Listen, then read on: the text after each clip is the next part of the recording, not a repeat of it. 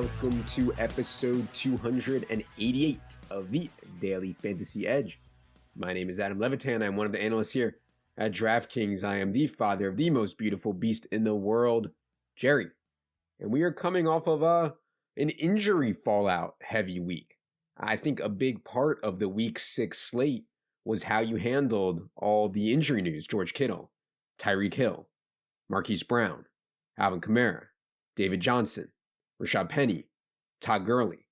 How you handled all of that kind of decided the week. And really that's every week in NFL DFS and really in most DFS sports. The biggest edges are going to come from how we handle changing situations. I think the biggest decision point out of all those, of course, was Malcolm Brown. And clearly Malcolm Brown came with risks. Very limited pass game usage in his career, unlike someone like Wayne Gallman, who we played a couple weeks ago. Even in preseason, Malcolm Brown was not catching a lot of balls. A massive mismatch between the Rams offensive line, which has been so bad, and the 49ers defensive line, which has been, among the league's best.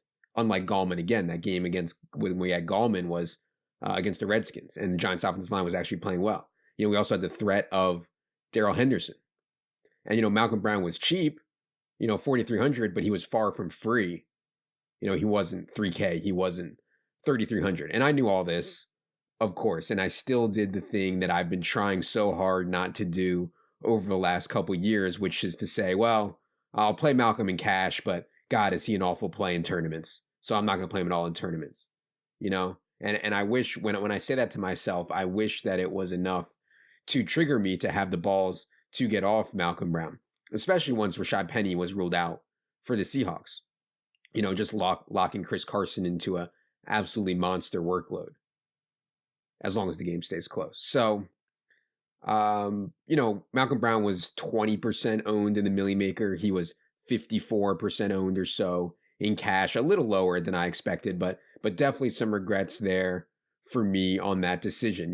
Anytime I tell myself, man, is this guy an awful GPP play? I would never play this guy in tournaments. I think that I need to consider harder coming off of him in cash. I also wanted to bring up the George Kittle news because obviously, he wasn't limited as it was reported that he would be or might be. But sometimes, you just run hot. You get a little bit lucky. And for all the times that we bitch about running bad in a spot, I hope that we also remember the times that we ran well. So I was really likely to play George Kittle in cash. I thought he was an awesome play at 5,200. But then we get the groin news, and I end up playing Austin Hooper, which I was totally fine with. I thought Austin Hooper was an absolutely awesome play also. But regardless, Austin Hooper goes out and outscores a full-strength Kittle 28-21. So yeah, the news wasn't right, but it still caused me to have a better team. So, sometimes quote-unquote bad news can cause us to run better. I just wanted to bring that up. But yeah, one thing that was weird about this week was there was so few guys that I wanted to play at wide receiver.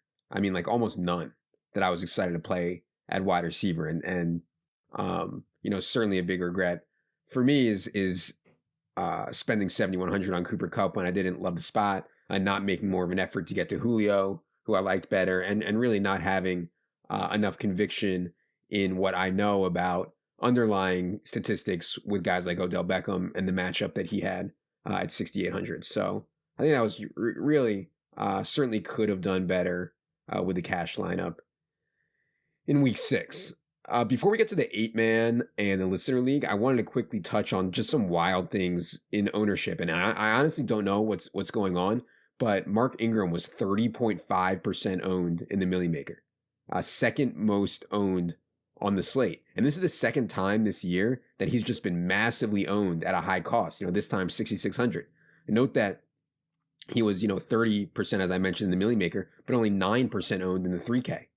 I mean, that's wild. Like, you don't often see things like that, 30% in the Millie Maker and 9% in high stakes stuff. It's just something weird going on with Mark Ingram. Like, the public just loves to click Mark Ingram, and I don't know why. He's has workload threats. He has a limited target share, and he's 6,600. I mean, it's not like he's cheap. And I understand. I thought Mark Ingram was a fine play, but to be the second highest owned player on the slate at 30%, I don't really know what's going on. Um, DJ Chark was 20% in the Millie Maker and only 10% in the 333 Wildcat. I didn't play DJ Chark at all. I thought this was a pretty good spot to fade the pass game for the Jaguars. And I didn't really play DD hardly at all either. But, just things that I noticed there. It goes the other way too. Travis Kelce was only 13% in the Millie Maker. I think the general public is looking at game logs and attracted to, Hooper and whoever else they wanted to play, Zach Ertz, whoever else they wanted to play at tight end. And at higher stakes, in the Wildcat, the 333, Travis Kelce was 26%. So twice as owned in the Wildcat. I don't really have a great point here on all this stuff. Other than I just think it's fascinating to see the difference in ownership at different stakes and try to figure out what's going on. Anyways, let's get to the first ever 8-man. And I was glad to see it was taken down by one of us. It went to Al. He was the only one in the entire 8-man who did not play Malcolm Brown. And really that was all that he needed, right? Like when we talk about leverage and why understanding ownership is important as the field sizes get bigger, there's a good example. So it's not like Mark Ingram killed it for Al or anything. He got a -1 from Falcons defense. He had Jarvis and DeAndre Hopkins dud out, but he still had Ryan and Hooper. And most importantly, he didn't have Malcolm Brown. So he gets the W.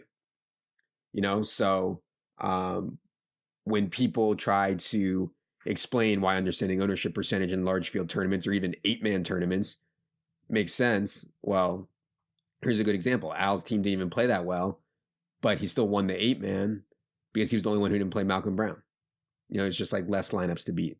So, congrats to Al.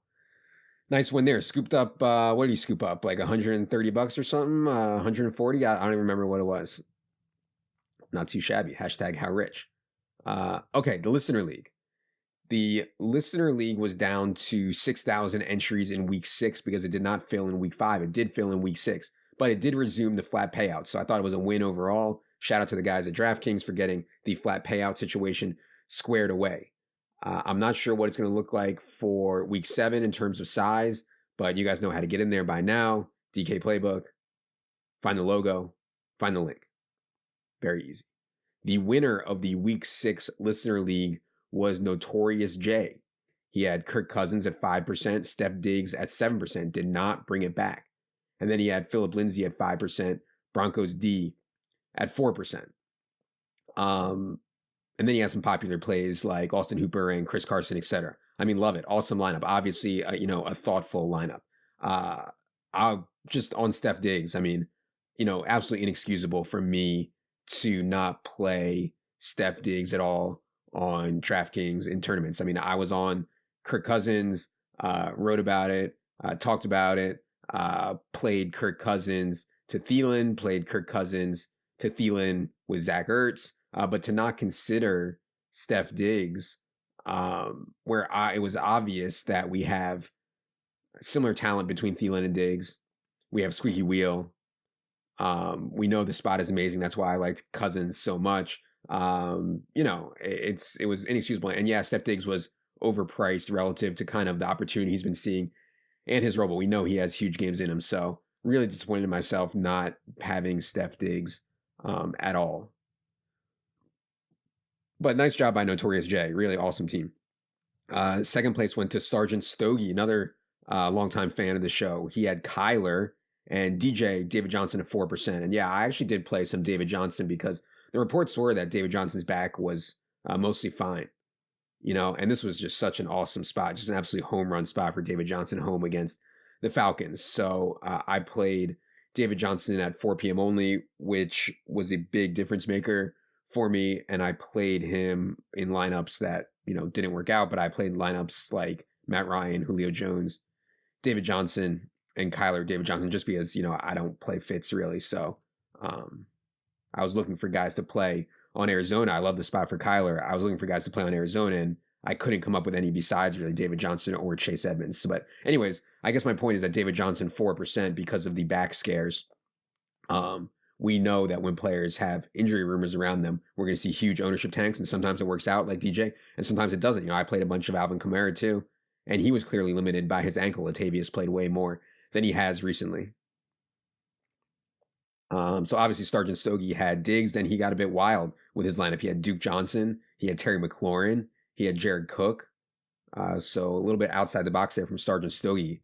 Congrats on the second place finish. In third place was MS DeLuca 10, and he had Lamar Jackson, obviously one of the best players on the entire slate. And then once Marquise Brown was ruled out, I mean, just a no-brainer stack if you're going to play Lamar is to play him with Mark Andrews. And Mark Andrews came up 1 yard short of the 100-yard bonus. Certainly could have been a much better day. But yeah, I mean, that stack was very popular, I would assume, from a stack perspective, and awesome. He also had Nick Chubb, Chris Carson. And, it's rare and not a play that I would make to have two running backs, Chubb and Carson, that play against each other like that, because Chubb and Carson both get so much of their work on the ground. And if they're having big games, they're eating up a lot of clock. They're running for 4 yards, they're running for 5 yards, they're running for 8 yards, and that eats up a lot of clock. And so there's not that many opportunities for both of them to go off. They don't really work well together, but it worked out here for MS DeLuca 10. And then he also had Miles Sanders at 0.6% owned. Obviously, ran hot for Miles Sanders to catch a couple long passes, but I think the thought process here was fine. If you thought that Vikings would get out to a big lead, Eagles would be passing a ton. No Darren Sproles was hurt. No Corey Clement. Miles Sanders had a big pass game roll in front of him, and so at 0.6%, sharp play there from MS DeLuca 10. All right, so go ahead, get in the listener league for week 7. I will see you all there. Now it is time to tell you guys about Simply Safe. On average, a burglary happens once every 23 seconds in the United States. Approximately 2 million burglaries are reported a year in the U.S. Census. 83% of burglars admitted they specifically looked to see if there's an alarm. 20 out of every 1,000 households were burglarized in 2017. And what's crazy is that only 1 in 5 homes have home security. Maybe because most companies don't really make it easy. That's why Simply Safe is my top choice, hands down. Simply Safe protects every door, window, and room with 24/7 professional monitoring. They make it easy. There's no contract, hidden fees, or fine print. It's won a ton of awards, from CNET to the New York Times Wirecutter. Prices are always fair and honest. Around-the-clock monitoring is just $15 a month. But one thing that truly makes Simply Safe stand out is their video verification technology. When other home security systems are triggered, a lot of time the police assume it's a false alarm and the call goes to the bottom of the list. But not with Simply Safe. Using their video verification technology, they're able to visually confirm that a break-in is happening, allowing police to get to the scene 3 to 5 times faster than other home security companies.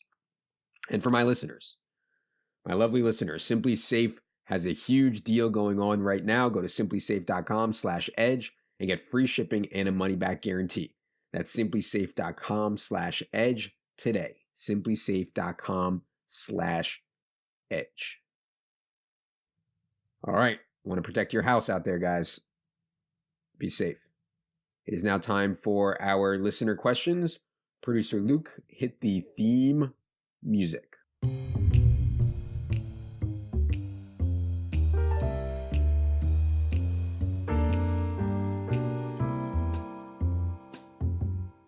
All right, had a bunch of questions backlogged, so going to clear out the box a little bit before I ask for new ones next week. Question 1 comes from great friend of the show, Jeff Edelstein, edited the very popular, the world-renowned novel book, Skin to Fur.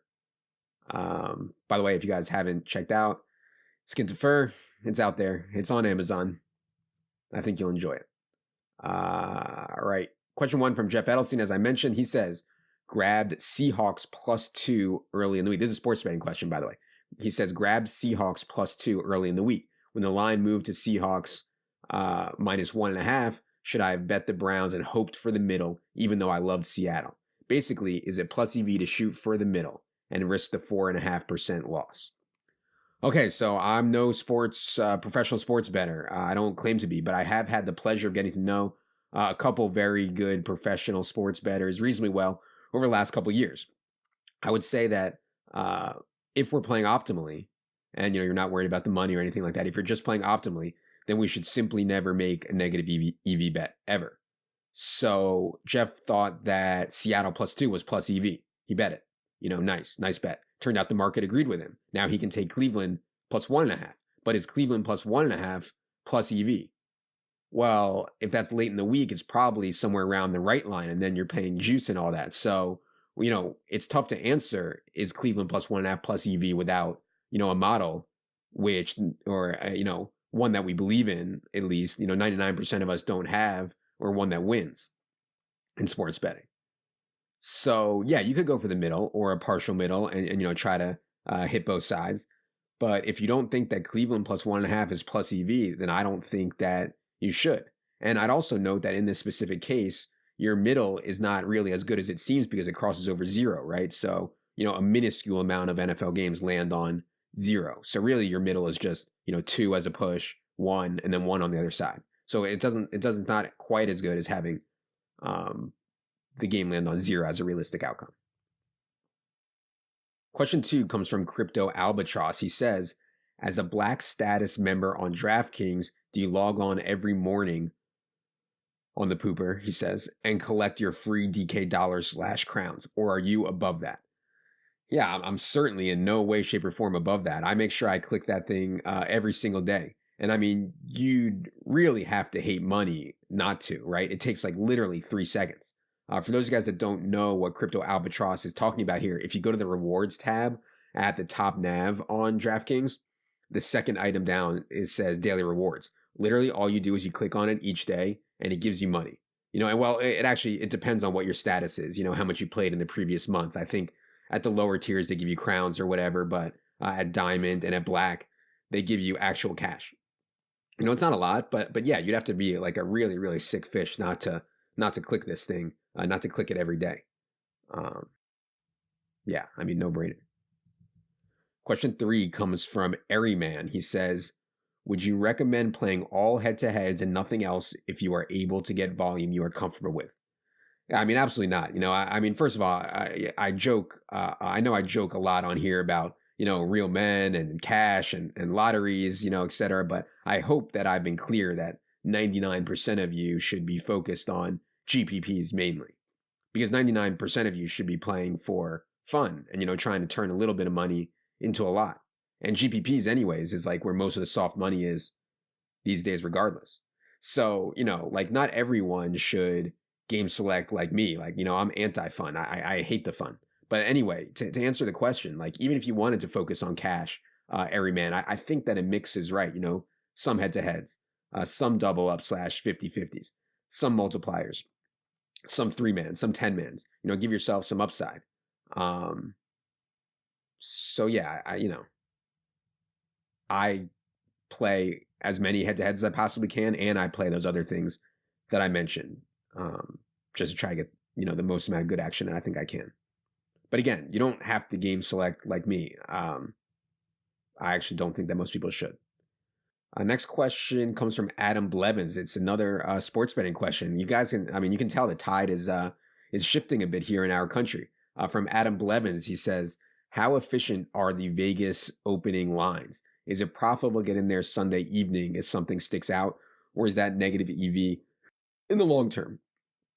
First of all, I would say that the real opening lines, I think, are mostly originated offshore. Like people refer to Vegas, but really offshore is the one controlling the markets. That's where the most money is bet. That's where the lines are opening, et cetera, et cetera. But anyways, I'm no sports bettor. I'm no pro sports bettor, but here's my take.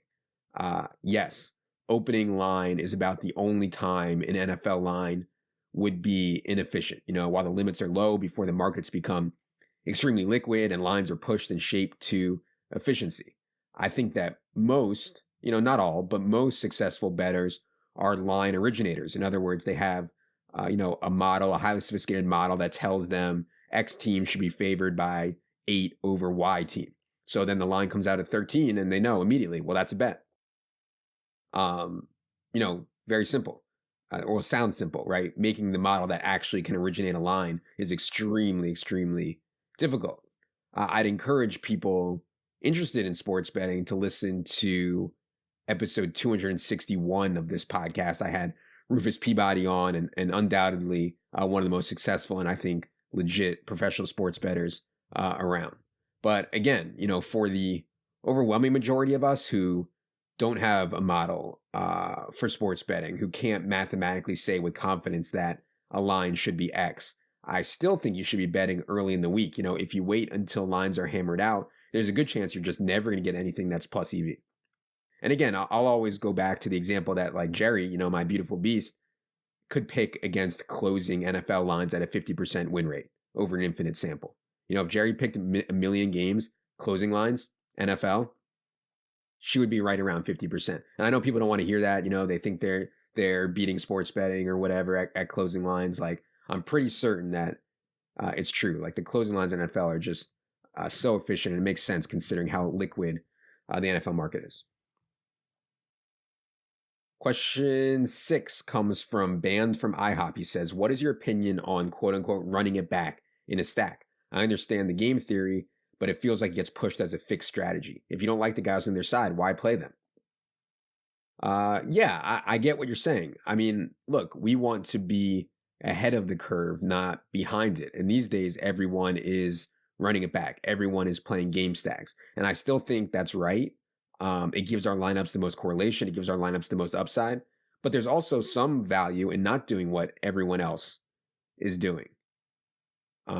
So if you wanted to play Ryan Julio last week and not play any Arizona, I think that's okay. Or if you played Cousin Diggs and no Philly, I think that's okay. But we saw even with those, DJ had a really good game for the Cardinals. Alshon had a really good game for the Eagles. I mean, typically when there's huge outcomes from one side, it's not a complete whitewash on their side as long as the opposing offense is capable. And that's really what I've tried to talk about and think about a lot this year with tournaments is, do the offenses mesh well together? Not as worried about the defenses, but do the offenses mesh well together? Because when we have situations like, Cousins Diggs, well, the Eagles offense is capable enough to have to play catch up and be successful doing it. And we saw Alshon capitalize on that a reasonable amount. But overall, I think the general answer to the question is like we should be thinking about the next phase of DFS as the game continues to evolve, not simply trying to replicate what everybody else is doing. All right. Last question comes from DM Spung. He says, when you first started dating your wife, did you go full Levitan from the jump or did you hold back some quirks? Well, I think so. I think I went full Levitan, but whatever that means. But in reality, I think we all kind of put the best version of ourselves out there when we first meet someone. Usually, not always. I was actually out with some friends a few weeks ago, and there was a dude there I had never met before. So he's talking to me and he's telling me about this tailgate that he runs at Eagles games. He's in the parking lot before the games. He's like, oh, it's so great. It's the best. We have this food and this and this and this. And I just can't help myself, right? I'm like, God, that just sounds awful. Like truly hell. And, he thinks I'm joking. He can't comprehend how anyone wouldn't want to be in a parking lot smashing natty ices against their forehead at 9 o'clock in the morning on a Sunday, surrounded by thousands of other meatheads, and on top of that, missing everything that's going on Sunday morning with the NFL. So, yeah, I mean, sometimes I just can't help myself. But anyways, back to the original question about women and the first time you meet them, do you be yourself? I mean, I think when you're trying to be on the hashtag team, at first you pretend like, eating a bird carcass in the shape of said bird doesn't bother you. You pretend you're okay sharing a straw. But for me, it's hard to keep up that kind of charade, and I think sooner is the better in terms of acting like yourself, because, I mean, how long can you keep up the charade? It's like George with Snoopy and Prickly Pete. How long can you do it? Because, of course, no one can be happy in the long term if they're not being themselves. So, yeah, I'm pretty sure it's right to go, full, quote unquote, full Levitan, as he says, as soon as possible. Pretty sure that's right. All right. Thank you all for joining us for this solo pod, the Week 6 recap edition. We'll be back normal time on Thursday with Al and Peter. For Jerry. For Producer Luke. I am Adam. Good luck, everybody.